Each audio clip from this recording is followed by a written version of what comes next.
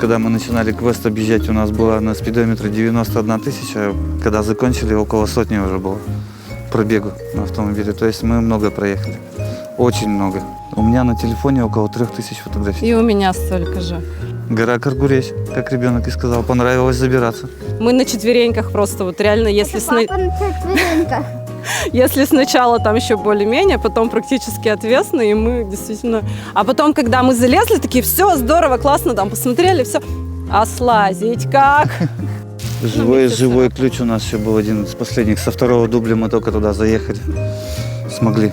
Ну, мы поехали с другой стороны и не доехали, в общем, заехали не в ту сторону, потом вытягивали машину из грязи, сами застряли, нас вытягивали. В общем, было весело. Да, мы встретили по пути сломанную Ладу Гранту.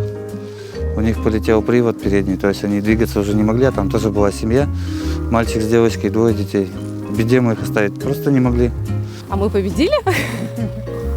Да-да, мы победили. Нам Результатов же никто нет. результатов не рассказал. Ну, я не знаю, можно ли это назвать победой. Мы просто ехали, все.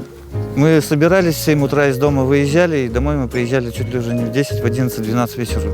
Открываем Удмуртию вместе!